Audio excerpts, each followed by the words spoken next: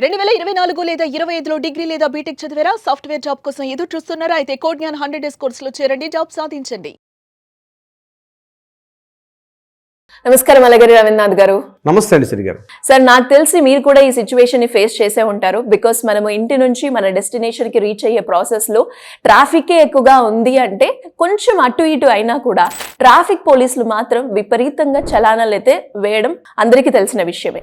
అయితే చట్ట ప్రకారంగా చలానా అనేది ఏ రకంగా విధించే అవకాశం ఉందంటారు? అండ్ దీనికి సంబంధించి ఒక కామన్ మ్యాన్ కూడా కోర్టులో పిటిషన్ వేశారు కాబట్టి దానికి సంబంధించిన అప్డేట్ ఏంటి సార్? ఇది ప్రతి ఒక్కరూ ఫేస్ చేస్తున్నటువంటి ఒక కామన్ ఇష్యూ అండి.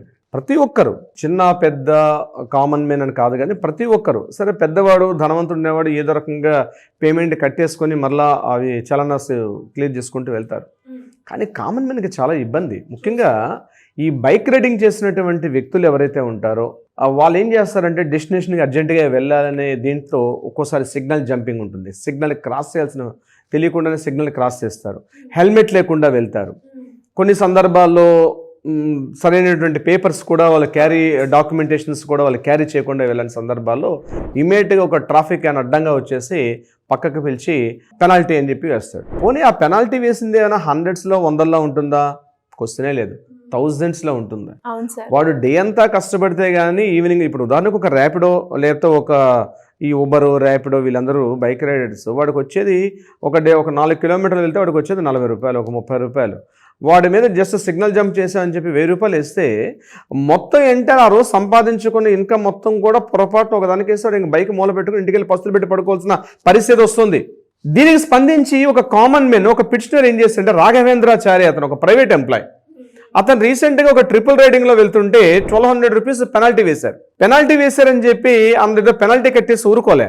ఆయన హైకోర్టులో ఒక రిట్ పిటిషన్ ఫైల్ చేశాడు. ఆయన 2665/2025 రిట్ పిటిషన్ నెంబరు. ఆ నెంబర్ తోటి ఆయన హైకోర్టులో ఏం చేశాడంటే ఎంవీ యాక్ట్ అంట, మోటార్ వెహికల్ యాక్ట్ అని ఉంటుంది.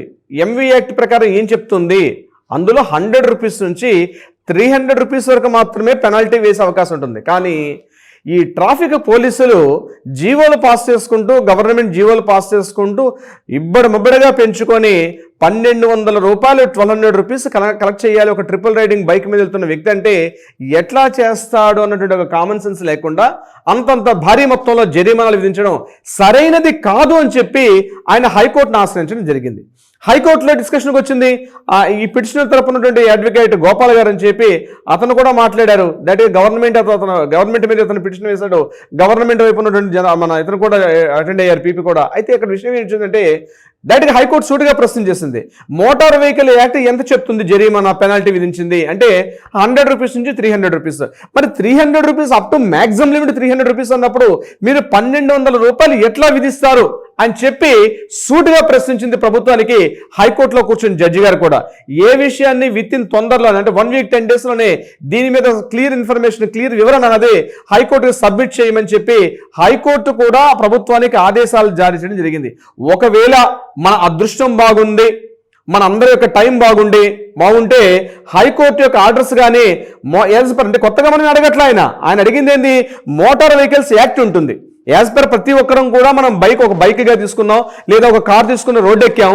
ఒక ట్రాన్స్పోర్ట్ వెహికలా, డొమెస్టిక్ వెహికలా, బైకా, లేకపోతే వ్యానా, ఆటోనా, ఎనీ వెహికల్ మనం ఒక్కసారి మనం పాయింట్ తీసుకొని రోడ్డు ఎక్కామంటే మనం ప్రొటెక్షన్లోకి వెళ్తాం. ఏది మోటార్ వెహికల్స్ యాక్ట్ అనేది మనం ఇంపోజ్ అవుతుంది. అంటే ఒకవేళ ట్రాఫిక్ వైలేషన్స్ మనం చేసాం, ట్రాఫిక్ వైలేషన్స్ ఏంటి, ట్రిపుల్ రైడింగ్ చేసాం, హెల్మెట్ లేకుండా వెళ్ళాం, ఇలాంటి అంటే మన జీబ్రా క్రాసింగ్ లైన్ జంప్ చేసాం, లేదా అక్కడ సిగ్నల్ పెడుతుంటే సిగ్నల్ జంప్ చేసి ముందుకు, ఇలాంటి పరిస్థితుల్లో ఏదైతే ఉంటుందో దాని ప్రకారంగా మోటార్ వెహికల్ యాక్ట్లో క్లియర్గా స్పష్టంగా పెనాల్టీ అంటే అంటే ఇవన్నీ కూడా సివిల్ వైలేషన్స్ అని వస్తాయి. అంటే కామన్గా ఉన్నటువంటి సివిల్ వైలేషన్స్ వల్ల ట్రాఫిక్ ఇబ్బందులు కూడా అవకాశం ఉంటుంది. తద్వారా వేరే వాళ్ళకు కూడా, మనతో పాటు పక్కన ఉన్నటువంటి వాళ్ళకు కూడా ట్రాఫిక్ సివిక్ ఇబ్బంది కలుగుతుంది. కాబట్టి చిన్న స్మాల్ పెనాల్టీ అనేది వేస్తారు. ఇది స్మాల్ పెనాల్టీస్ లేవు కదా, ఇప్పుడు నేను చెప్పినట్టుగా 1000 దాటే ఉంటుంది. 1000 రూపీస్, 1500 రూపీస్, 1200 రూపీస్ ఇంత భారీ స్థాయిలో చలామణి విధిస్తే కామన్ మెన్, ఇప్పుడు కాలేజీ కుర్రాడు అంటే కాలేజీకి వెళ్తున్నాడు, బైక్ తీసుకుని బయలుదేరాడు, బైక్ తీసుకుని కాలేజీకి వెళ్తున్నాడు. ఆ కుర్రాడు వాళ్ళ పేరెంట్స్ ఇచ్చేటంటే ఒక 50 రూపీస్ 100 రూపీస్ పాకెట్ వేసుకున్నాడు. అది కాలేజ్ క్యాంటీన్లోకి వెళ్ళి లంచ్ బ్రేక్లో లంచ్ తినాలి. వాళ్ళ మమ్మీ పాప రోజు లంచ్ బాక్స్ కట్ల ఈ ట్రాఫిక్ ఎవడో దారి దోపిడి దొంగల్లాగా ఇమీడియట్ గా సిగ్నల్ జంప్ చేసి పక్క పిలిచి ఆ కుర్రాడికి ఇంకా గట్టిగా చూస్తే 20-25 వయసు ఉండదు.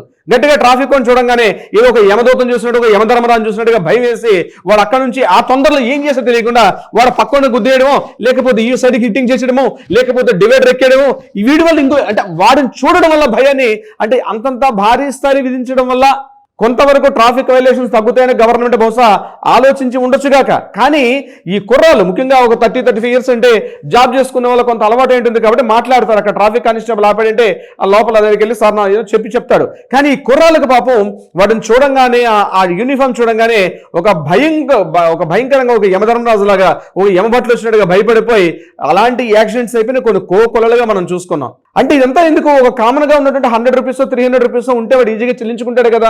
అలా కాకుండా ఇంత భారీ స్థాయి ఇప్పుడు ఇందాక నేను చెప్పినట్టుగా ఒక ర్యాపిడో కుర్రోడు చూస్తే రోజంతా కష్టపడితే సాయంత్రానికి 1500 రూపీస్ సంపాదించుకుంటాడు. అది కూడా ఒక 8 అవర్స్ 9 అవర్స్ కష్టపడితే వాడు రోజుకు వచ్చేది ఆ ర్యాపిడో వాడికి కావాల్సిన కమిషన్ పోతే వాడు పెట్రోల్ ఖర్చులు ర్యాపిడో కమిషన్ తీస్తే వాడి పాకెట్లో మిగిలిన మహా అయితే ఒక 800 రూపీస్ 1000 రూపీస్. అది కూడా ఒక 10 hours mid night morning hours ఎప్పుడు కొడితే నేను అప్పుడప్పుడు ర్యాపిడో డ్రైవర్స్ వీళ్ళందరూ ఆటో డ్రైవర్స్ చెప్తుంటారు వాళ్ళు ఇంత కష్టపడితే మాకు వచ్చే అమౌంట్ అంతే సార్, వాడు కమిషన్ తీసేసుకుపోతాడు, నేను వాడుతున్న పెట్రోల్ అంతా పోతే నాకు మిగిలే అమౌంట్ అంతే అంటాడు. ఆ మిగిలిన అమౌంట్ కూడా వీడు అక్కడ నువ్వు సిగ్నల్ జంప్ చేసావని చెప్పి లేకపోతే నువ్వు ట్రాఫిక్ వైలేషన్ చేసావని చెప్పి పక్క పిలిచి వాడు ఆ కీసుని తీసేసుకున్న అమౌంట్ తీసేసుకుంటే వాడు ఎట్లా బతకాలి?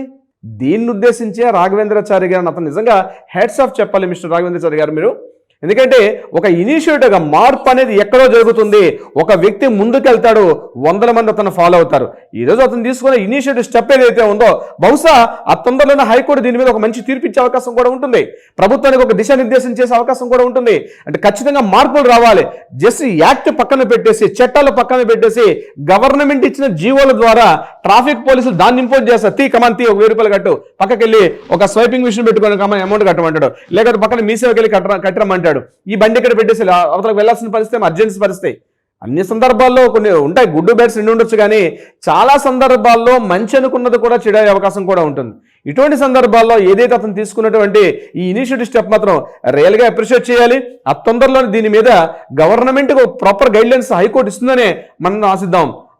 శ్రీ గారు ట్రూ సార్, మీరు అన్నట్టుగానే ఇది ఒక మంచి ఇనిషియేటివ్ అని చెప్పొచ్చు. దీనివల్ల అలాంటి కామన్ మ్యాన్ అందరికీ కూడా తొందరలోనే గుడ్ న్యూస్ వస్తుంది అని చెప్పొచ్చు. Anyways great information. Thank you so much. Thank you so much Shri garu. Suman టీవీలో మీ పర్సనల్ అండ్ బిజినెస్ ప్రమోషన్స్ కోసం కింది నెంబర్కి కాంటాక్ట్ చేయండి.